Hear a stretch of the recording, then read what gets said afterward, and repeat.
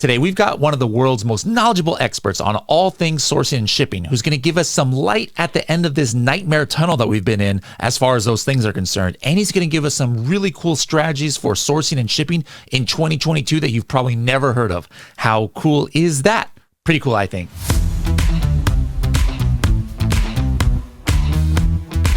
Hello, everybody, and welcome to another episode of the Serious Sellers Podcast by Helium 10. I am your host, Bradley Sutton, and this is the show that's a completely BS-free, unscripted, and unrehearsed, organic conversation about serious strategies for serious sellers of any level in the Amazon, Walmart, e-commerce world. We've got for, maybe third time, I think, on this podcast in the last 3 years. My brother from another mother, he's actually in Dubai now. He used to live right near me. Kian, how's it going, man? I'm great, Bradley. I'm amazing. Thanks very much for having me back on. Can't believe it's the third time. Third time's the charm. Glad to be back on. Yes, very, very few people have come back every time because, everybody loves you as a guest. And so we're like, hey, we're going to bring you back again and again and again. And as a matter of fact, we're going to talk about something later on this episode about how on other episodes of this podcast, you're going to be hearing from Kian perhaps like once a month. So stay tuned when we announce that later on in this episode. Now, let's just start off the bat with the elephant in the room. I think the last time you were on the show, what was like right in the beginning stages of COVID. And we talked about, hey, now there's, the online Yiwu thing, but we've now been in this thing almost 2 year, and the biggest thing that has happened in sourcing and shipping and ordering products is the shipping delays. I had a shipment from China of some products I knew was going to do well during Christmas time. It arrived at the port, or in the waters at least, like in the beginning of September, and I didn't get it until the middle of November. Another one arrived there in like the middle to end of October. And I still don't have it. So I completely missed, I could have sold thousands and thousands of dollars of this product. So, we just had our end of the year party of Helium 10 on a boat in Long Beach. And it was funny. I was like, we got to take this boat out and just drive through all these million container ships that are seen out here. So, the question everybody's got is like, can you walk us through, first of all, what happened? Because it's not a matter of, everybody's shipping more products than usual, and that's why there's this, or somebody got sick at a port in Ningbo or something, and that it's a number of reasons. So walk us through how we got to where we are now. Sure, and I'll keep it nice and short and simple as well, because I'm sure a lot of people have dealt with this headache for the last year or so, and they're probably sick of hearing about it. But I think we can talk about some solutions in terms of what's the best way to get around it. But before we do that, it's best to understand, well, how did we get here? And to be honest, to summarize, if I could put it down to one thing, the main thing is container circulation. And because of that, we had this increase in demand of goods coming from China as a result of the pandemic. We're not spending money on holidays, we're spending it on goods. So demand from Chinese factories goes up, exports go up. And now when those containers get to the port in Long Beach, California, wherever it's going in the US or UK or wherever, there's now closures at the port because people are catching COVID cases. So they shut down for the day. They have to test everyone, and it take a little bit while to get back to work. They take longer to unload containers. They can't get the truckers because there's positive cases there. So as a result, it takes a lot longer to unload. And as these vessels are coming in, they stack up. And then all of a sudden, before you know it, these containers, which used to get emptied as soon as they arrive, and then the empty container goes back to China, now they're not going back to China. And then as a result, the demand keeps increasing on the China side, but there aren't the containers to then ship them out. So the demand far exceeds the supply, which then causes the price to massively increase. But unfortunately, the situation just never got better because the demand kept increasing, and then the delays kept getting longer and longer and longer. So that was the main reason, but there was all sorts of other things that went on as well. But we can say that there is a light at the end of the tunnel, and the situation is slightly improving as well. And we did see this a little bit in October. We did see prices start to come down even as much as 40%, even though it was just temporarily. And that was because the 1st to the 8th of October in China was their Golden Week holiday. So for 1 week, they weren't producing any goods. As a result, more empty containers could go back to China, when they weren't making anything, so they were able to fill up more containers on their side. And then later on, end of October and beginning of November, we had the power outage situation in China, which is still ongoing a little bit, but not as dramatic as it was before. But factories were kind of operating at about 40% power, 40% capacity. Therefore, they weren't sending as many goods to the port. Therefore, they were shipping less. Therefore, the containers managed to catch up a little bit.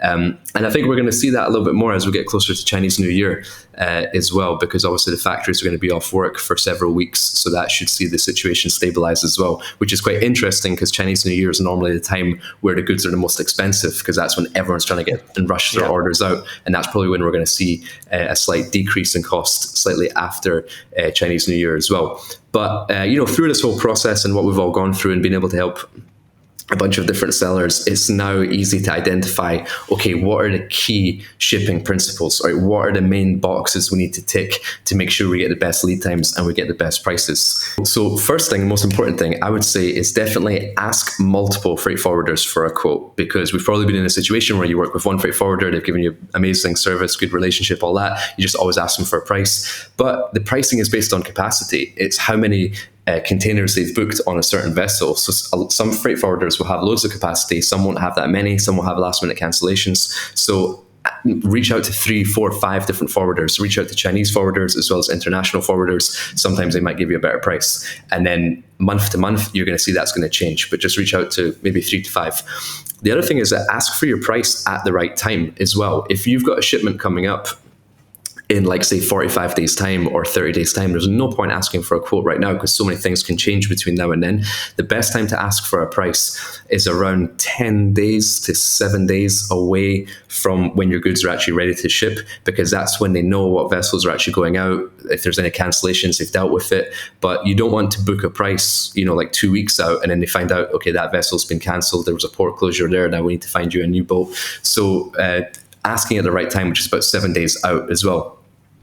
The other thing is that, I think all of our knowledge around freight has probably increased quite a lot because we've had to ask these sort of questions. But, if you've ever heard much of my content before, I've always preached about the importance about building a relationship with your manufacturer. Well, now the same sort of applies to your freight forwarder. Building a relationship with your freight forwarder is super important as well. And they can give, and why that's important is that they can give you advice on, first of all, which vessels to ship on, because each vessel, you've got Costco, Maersk, Evergreen, there's so many different shipping lines, and these shipping lines have different speeds. Like some will say, all right, 15 days to LA port, and they'll actually arrive in 15 days, but some will say 15 days and they'll arrive in 45 days. So the freight forwarders know which shipping lines are accurate. So you want to be finding out which shipping lines and make sure it's the fastest one. And then as well as that is, which port should you be shipping to? Because we know Long Beach port has got this big long backup. Well, we could also ship our goods to Oakland and then truck them down to LA or wherever they need to go. Or maybe we could ship them to Houston and then ship them to other ports where there's less congestion, less fees. Then you have more inland trucking costs, but it depends on where your warehouse actually is. You can now ship them to other ports as well. And then one thing that I found success in is, as I said, I always preach the importance of working in a relationship with your manufacturer, is split the increase of the shipping cost with your factory. So for example, let's say a container price last year was $5,000 and now it's $20,000, right? The increase is $15,000. You can say to your supplier, and the supplier knows fine well the increase in shipping costs here. You can say, look, our container cost has gone up $15,000. It's now not profitable for us to ship this product. We might need to discontinue it. But because we work in partnership, because we were long-term partners, because we're working together, it'd be great if you can absorb half the shipping cost with us, because if you do, then we can also continue to sell this product. We can continue to get sales. We can continue to place orders for you. So you're also going to benefit as well. So the increase has been $15,000. Can we split it 50-50? You contribute 7.5 and we'll contribute 7.5. And then that way you've just knocked $7,500 off your container price, which your factory split with you. And your factory is incentivized to do it because now they get continual orders from you and you're not going to cancel that order. Now, whether you get that or not depends on how long you've been working with that manufacturer. There's no chance you're going to get it on your first order. But if you've been working with that manufacturer for maybe 3 years and your orders have been building up, you're like, well, I don't want to lose this customer and I don't want to lose this product. So yes, I'm going to contribute. So you might find luck splitting the cost of your manufacturer there as well. The other thing is that you don't always have to ship all your goods at one time as well. Like your factory's got storage in their warehouse as well. So you could say maybe you've ordered like 15,000 units, but you only actually need 5,000 units to get you through the next quarter. So you can say, look, I'm only going to ship 5,000 units, but I'm going to store 10,000 units in your warehouse. We'll keep the goods there. And then in a quarter time, when we anticipate the cost will come down, then we're going to ship the rest of the goods. And then you get that free storage, and then you'll be shipping it at a lesser rate, hopefully in about 3 months' time as well. So those are a few key principles that I'd like to apply, for shipping at the moment. Going back a little bit and some of the things you mentioned, and I neglected to mention it, I was just kind of thinking mainly about the shipping delays, which is obviously, affecting me regardless of the cost, but the cost is definitely an issue. So what are we seeing now on average as far as how much, more it's costing to ship?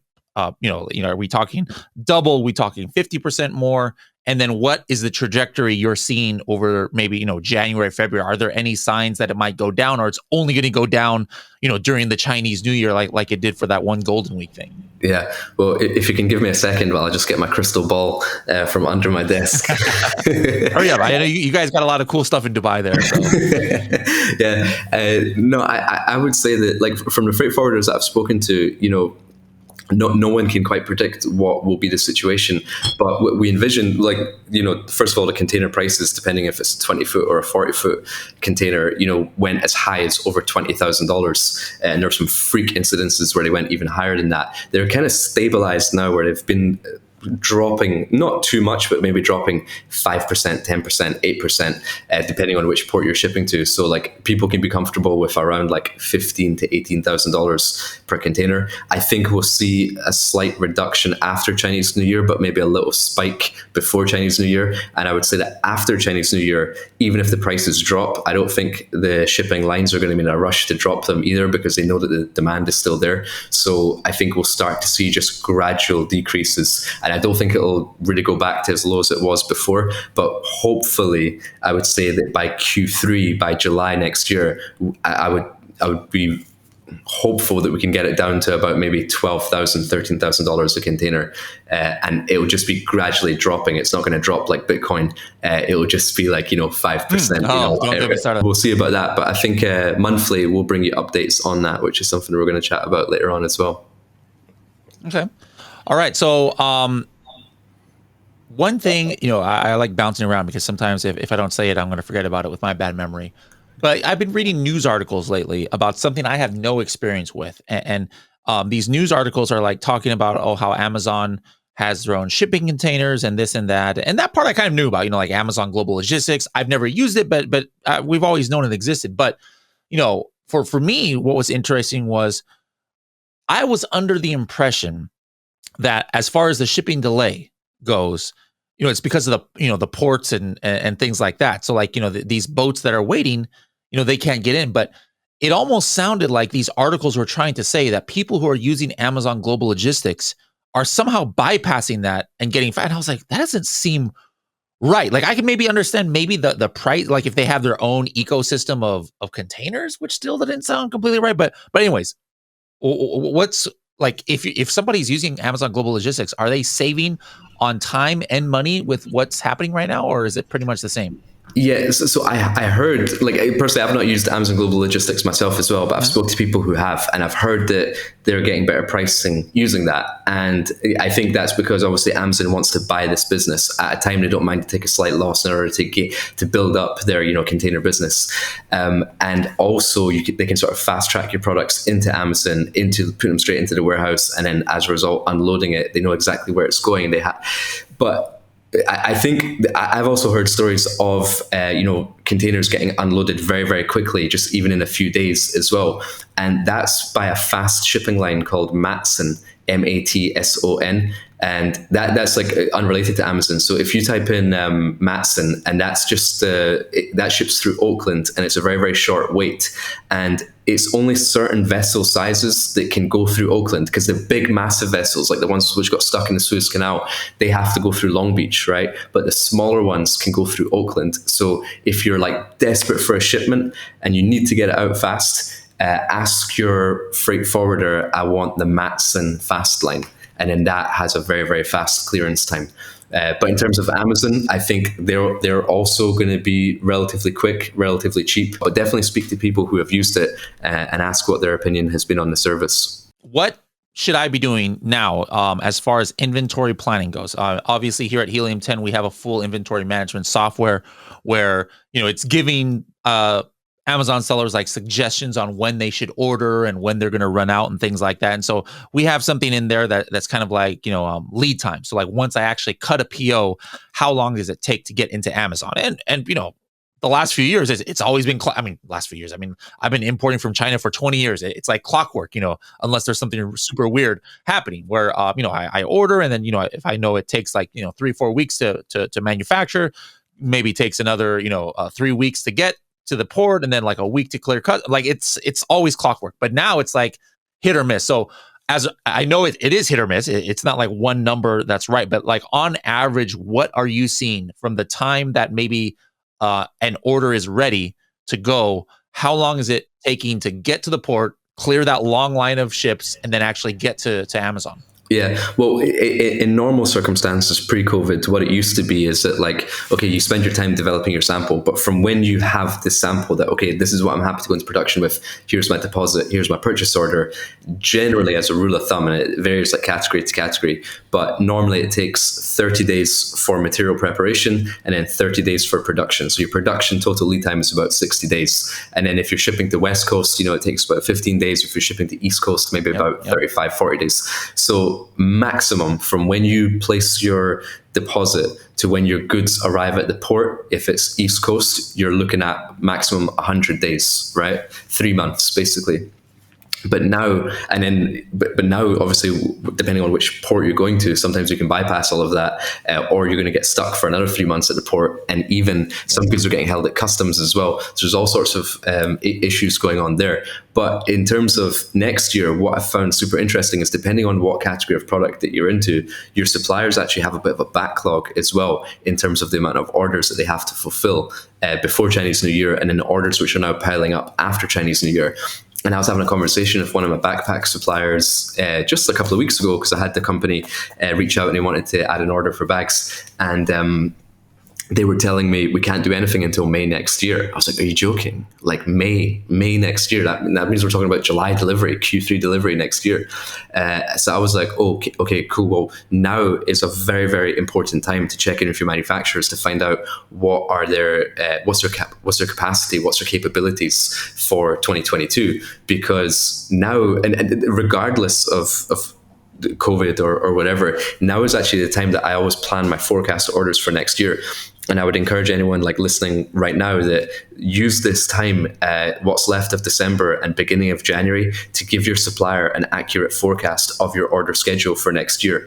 Because what you can do is that you could actually place your order right now so that they can go and prepare your raw materials before Chinese New Year. And Chinese New Year is 1st of February 2022, by the way, next year. And it changes every year because Chinese New Year follows the lunar calendar. So that means pretty much for the month of January, Chinese factory is going to be shut down, but they can order your raw materials right now. They can keep it in storage. So when they come back to work after Chinese New Year, then they can start the production. But why I like to give a forecast is that you can say, okay, well, last year we ordered 10,000 units over 3 or 4 orders. We envision a bit of growth this year. So we think in 2022, we're actually going to be ordering maybe around 15 or 18,000 units. And we're going to place, like, we're not committing to it. This is just a forecast, but we're going to place 18,000 units.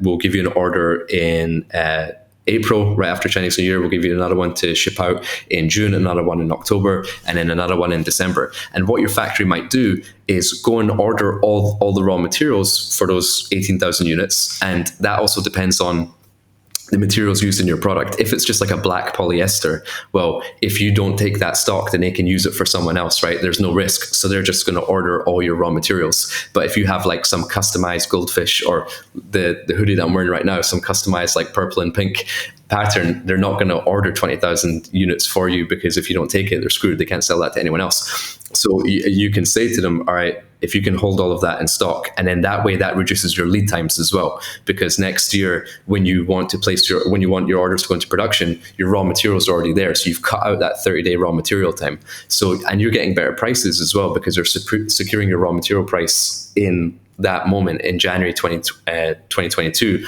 rather than, July 2022, when the price could go up. So by giving a forecast, you're getting better prices, shorter lead times, and you might even get better credit terms from your manufacturer as well, because you're talking about 20,000 units rather than just a 3,000 unit order. So this would be a very good time to do some deep thinking, come up with a strategy, think how many orders you want to place next year.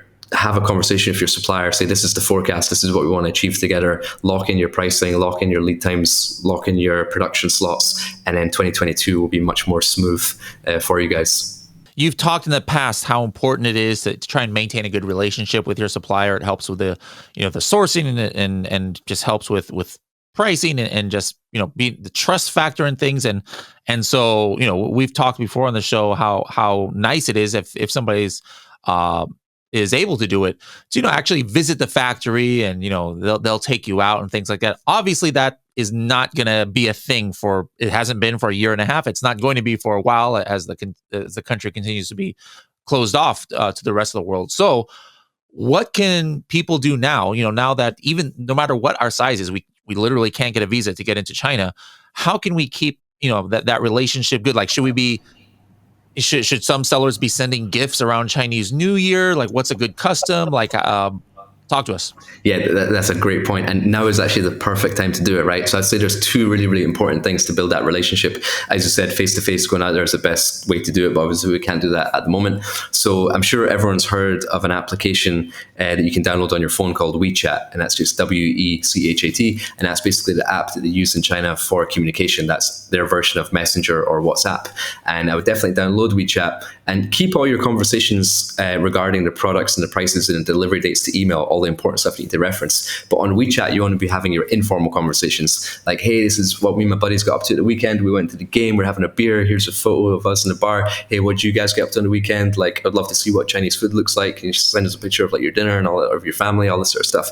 And then you start to build up that sort of informal relationship, that chat relationship. And why that's really, really important is that, let's say you've got an order shipping out on, the 1st of May next year, but because you've built up that relationship on WeChat, on the 20th of April, you could just text them there and say, hey, just want to double check, is everything still on schedule? Are the goods ready? Are all the cartons arrived? Is it pre-shipment inspection there? Do you mind if I just give you a quick video call on WeChat? Can you take me down to the factory floor? Can you show me the boxes? If the inspector's there, can you show me? So now you have like a direct access to the factory through a video call, through that relationship that you built up through WeChat. And then the other thing that you mentioned was, sending gifts, and Chinese New Year is a perfect time to do it. So luckily for us, we have Christmas before Chinese New Year. So sometimes the supplier will send us a gift. And I would say that if the supplier sends you a gift, then you should definitely send them a gift.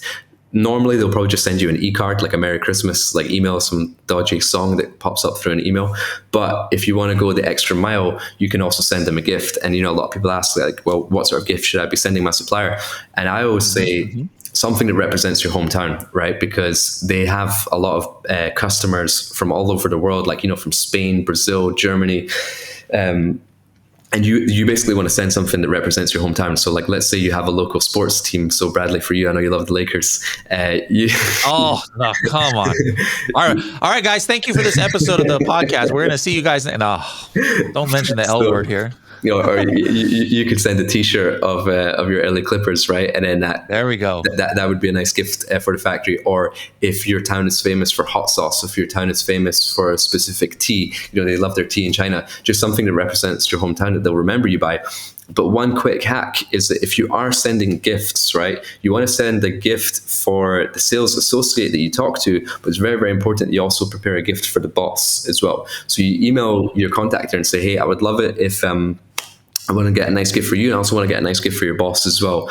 And so then you arrange that, and then once you send it over, you'd say, I would love it if you could send me a photo of you passing the gift onto the boss and just letting them know that it was from me. So you're basically building up leverage, right? You're calling in a favor, because what's going to happen is, like, let's say 1st of July next year, you really, really need to get an order out. Your production, you place your order late, it needs to ship out within like 30 days. So then you're going to ask your sales associate, they're going to ask the factory boss, they're going to go into their office and be like, hey, Bradley's order needs to go out this month. Can we push it to the front of the production schedule? And they're going to be like, oh, who's Bradley again? They're like, oh, Bradley's the guy who just sent you that Clippers jersey for Chinese New Year. Oh yeah, I love that jersey. It was cool. I always use it when I play basketball. Yeah, of course, send it to the front of the production line.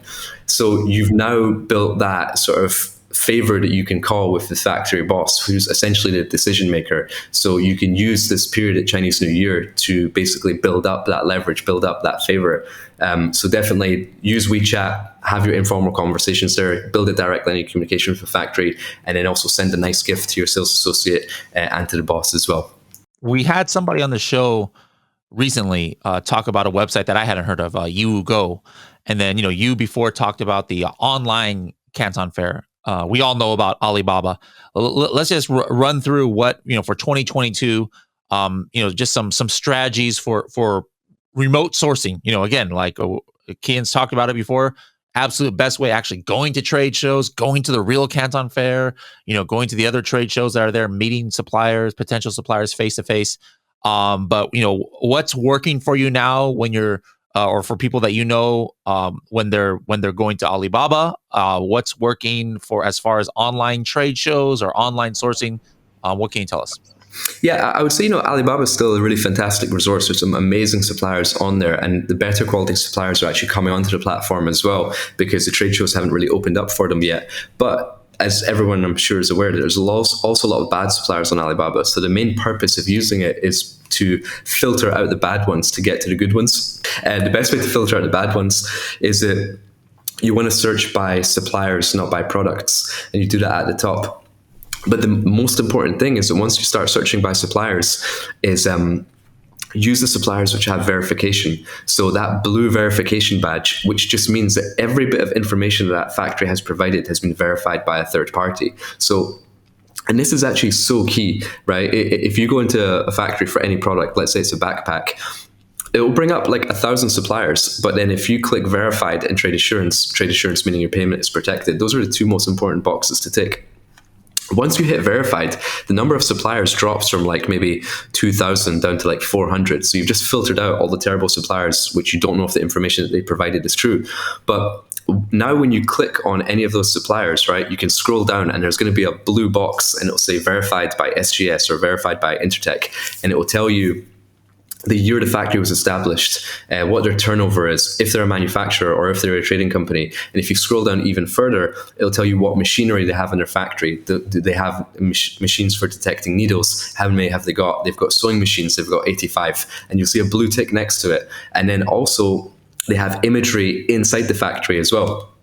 And you can see like how big their premises actually is. And those images are also highlighted blue, so they're also verified. And I think that's just something that many people gloss over, but it's so important. And then you can also get that double confirmed when you carry out a pre-shipment inspection as well, that the number of workers are there and the number of machines are there.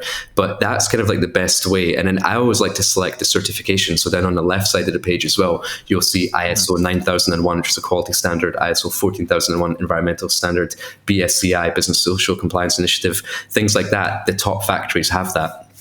And even if they don't, when I reach out to the supplier, I'd be asking them, what certificates do you have? What other customers do you supply?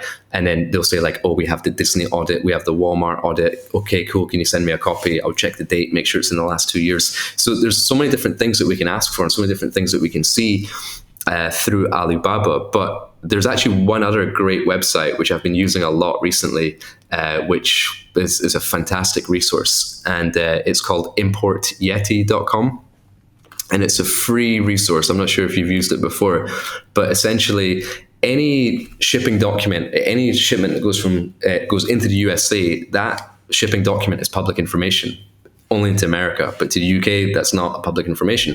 So if you type in the North Face into Import Yeti, like it'll bring up the North Face company.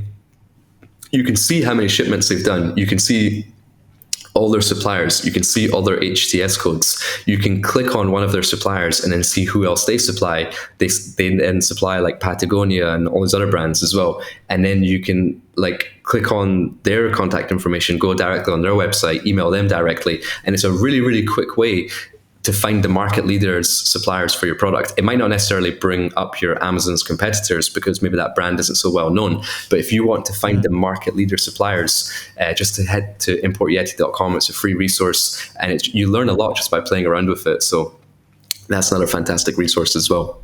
Now let's switch gears and talk a little bit about what we teased at the beginning. So, because of what's going on, and because this is not something that's going to end in the next, couple of weeks, possibly not even the next, or not possibly, for sure not the next couple of months. We're like, hey, we need some more frequent updates as to what is going on, as opposed to having you on the podcast every year and a couple months. So talk a little bit about the new series that we have coming up. That primarily will be video, but after you talk about that, I'm going to talk about how people can hear about it on the podcast. Go ahead. Yeah, for sure. So basically, with supply chain and sourcing being so volatile and changing and playing such a major factor in our businesses at the moment, we sort of came up with the idea that we wanted to put together a monthly sourcing update, because things are changing month to month. That could be the shipping costs, it could be the power outage situation, it could be the raw material costs, changes in tariffs. There's a lot going on, trade agreements going on between China and the US. So that's obviously my world. It's something I pay attention to every day. I look at the news. I also look at what's happening in China. I talk to my suppliers. I talk to my friends. I talk to other big sellers. So I've got a good frame of reference for many different points about what's happening in China. So we thought it'd be a good idea to put out a monthly sourcing update episode on YouTube, which would essentially cover all of these things going on in China and supply chain, and then obviously make it in a way which we can give actionable tips so you can apply to your business today. It's no fluff, high level, game-changing, actionable tips. And we're going to be doing that monthly, sort of covering what happened in the next month, what we anticipate happening, what happened in the current month, what we anticipate happening next month, and then what we can do in our businesses to make the most out of it. And that's something we're going to be doing in partnership together. Those videos will live on the Sourcing with Kian YouTube channel, but they'll be Helium 10 branded, and we'll be promoting those together. Okay, awesome. So we're going to have ways to incorporate that, guys, into some of the, the week or the monthly podcasts we do. So like it won't be a standalone episode, but we might incorporate it into some other episodes. So those of you who like, who don't like watching your content on YouTube, I know there's a few of you out there, you just like to listen to it in your car and stuff. We'll have those updates as well here on the podcast. So what we've talked a lot about some negative things that's happening. Anything positive about for 2022, like again, we can't always predict exactly what's going to happen, but are there signs of positive things that you can tell us about, or maybe some new strategies that you haven't talked to us before about as far as sourcing, shipping side? Yeah, you know what? I could. I've got a couple of things. I was going to save one of them for but I guess I could. Yes, you know about that. Yep.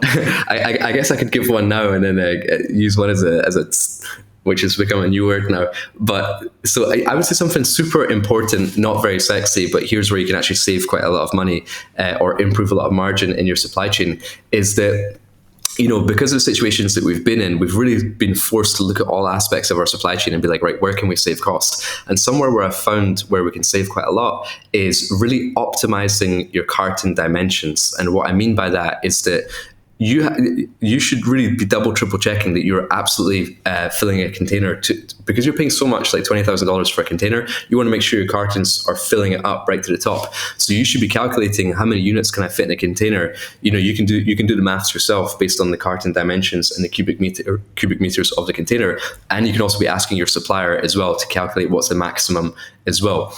And then before actually shipping out any containers as well, you should be asking your factory to send you a photo of the container doors open before it's sealed, so you can make sure it's packed right to the end and right to the top. And by also asking the factory or your freight forwarder what are the dimensions of the container, you can then factor in your carton dimensions to make sure they stack right to the top. But so that just optimizes like your shipping costs. But where you can really, really save is in your 3PL, right? So the first question I ask any 3PL when I'm about to consider, moving my products into that warehouse is I ask them, what's the maximum pallet stacking height? And that's basically when your cartons are stacked up, when they're on the pallet, when they're in the bay, what's the maximum height that you can load there? And some warehouses will tell you 1.6 meters or 160 centimeters. Some will tell you 170. Some will tell you 190 centimeters. And why that's so important, right, is that if someone tells you 180 centimeters, well, if your carton height is 60 centimeters, you can go 60, 60, 60, 60, 120, 180. So I get 3 layers there. But if the max pallet height was 170 and you've got 60, 60, well, you've missed out on that 3rd layer, because that last carton is now going to hit the roof, right? So you're not going to be able to fit it on. So you might have 5 cartons in one layer. Each carton has 20 units. So there's 100 units per pallet now, which you can't store there for free because you didn't optimize for the pallet height. So I would say find out what is the pallet height and then divide your carton dimensions to make sure you optimize for that height. And then you can actually store a whole layer of goods for free in your 3PL on your pallet cost. Wow, I like it. I like it. All right. Now, all right. So you're saying that that's not the only your 30-second tip that you have. You have another one for us? Yeah, because that's went on for about maybe 2.5 minutes, but I've got one that can actually do 30 seconds. 2.5 minutes still starts with a T, so it's still kind of that's like a Kevin King size right there, because Kevin always goes for 2 or 3 or 10. That's what the T stands for him, minutes, when he gives these. We should do a 20 one day as well. Cool. So should I go for my 30? Let's do it. Okay, cool. So the last one I would say is this is probably the best time ever to lock in backup suppliers, because one thing the power outage situation taught us was that the power in your factory can be turned out overnight, and they might not be able to get the power back on for another 10 days, 20 days. And if you really need to get something out the door, you're really, really stuck. Now, before you started working with that supplier, I'm sure you got quotes and maybe samples from multiple other suppliers as well. So before Chinese New Year, now is the kind of time to reach out to those other suppliers to make sure you have an up-to-date price and they've made an up-to-date sample of your product, because you literally want to be able to tell a supplier, okay, go, here's your order. And you've already confirmed your price and you've already confirmed your sample. Because if this whole supply chain situation carries on the way it's going, you don't want to start from square one, where you have to go and find a new supplier, send a sample, negotiate, confirm a sample before you can place an order. Something might happen if you're an existing supplier. Their capacity might be an issue. Their power might go out. You want to be able to go to the next one in line and be like, okay, cool, here you go. Here's your order. Here's your deposit. Let's start. And locking in backup suppliers will ensure that you don't go out of stock in 2022. I love it. I love it. All right. So, Ken, when are you coming here stateside again? I'm not sure. Whenever you guys will have me back. I'm enjoying winter in Dubai, to be honest. But we're going to get you here before I go out there, right? Yeah. Yep. Absolutely. I'm going to be there like 3 times in the end of December. Like, it's a great hub. It's like no matter where I want to go, it seems like I have to fly through Dubai. So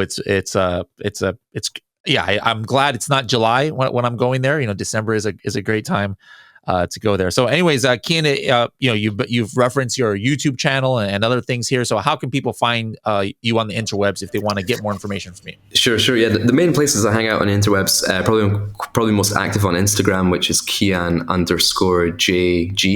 After that, it's YouTube, Sourcing with Kian, and I've also got a Facebook group of the same name as well, Sourcing with Kian as well. And then if you want to look out for those videos that we're doing in partnership together, the monthly sourcing updates, they'll be on the Sourcing with Kian YouTube channel. And we also want to make those interactive as well. So if you have any particular sourcing questions, or like, hey, what's going on here? This inspection just failed. What do I do about it? Make sure you write those questions in the comments below, and then we'll address your points that you've written in the comments of the previous YouTube videos on the next one as well. So we'll make sure we'll be able to deliver everything you guys need to know about supply chain.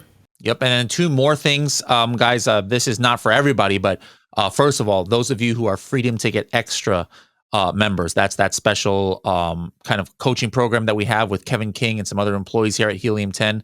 King is going to be coming on once a month to answer your questions live, on the Freedom Ticket Extra webinars that we do. If you guys want to be part of that program or find out more about it, go to h10.me/FTX. And then also those of you out there who are Helium 10 Elite members, that's part of our mastermind. That's not something that's open. You can't sign up even if you wanted to. Right now it's closed. But if you are already an Elite member, Kian is now added as a member of our private Facebook group. So you can actually ask him, publicly. Don't send him private messages, guys, as that's kind of hard. Usually those go to spam and things like that. But right there in our private Facebook group, anything you guys want to ask about sourcing or shipping issues that's going on right now, make sure to tag Kian in the private Helium 10 Elite Facebook group. So, Kian, thank you very much for giving us this valuable knowledge, not just in this podcast episode, but as you said, you're going to be doing it in a lot other, forms of media here coming up. So we appreciate your insights and knowledge, and look forward to seeing you soon again. Thanks for having me, and look forward to seeing you here in Dubai soon.